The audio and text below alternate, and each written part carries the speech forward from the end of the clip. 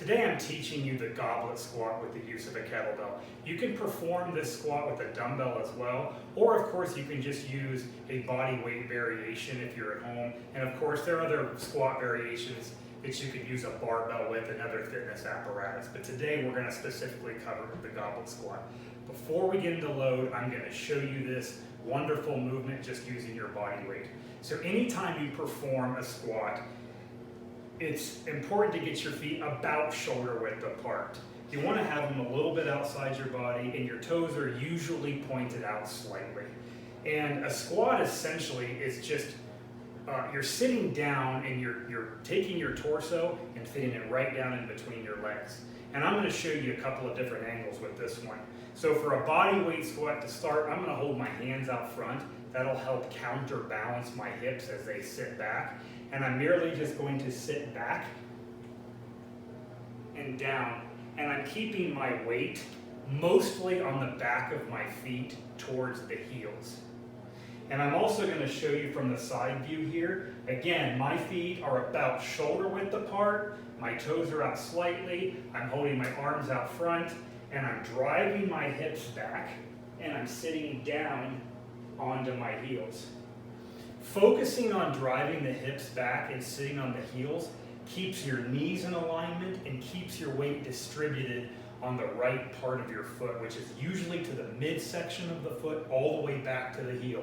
Again, I'm pushing my hips back, I'm aggressively bending the knees, and I'm sitting nice and deep. One of the problems with squats that we see is the knees caving in. So it's also really important to focus on driving the knees out to the side. So I'm pushing the knees out and I'm sitting back. I'm keeping my chest up. When you go to using load, it's really important when you pick up the weight to get right over it with the squat.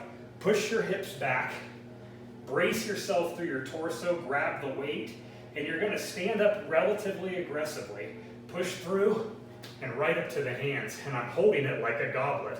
That's where the name comes from. Notice my elbows are tucked into my rib cage here. This also offers some support. Don't flare the elbows like such or hold the weight really far out.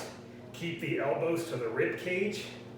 It's really important that you squeeze the handle, dig the elbows in, create tension in your body, and drop down onto the heels.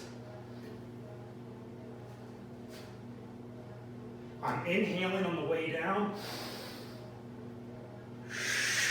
exhaling on the exertion. Inhale, exhale. And then when I come down with the weight, I keep my midsection tight, and I come right down to the ground.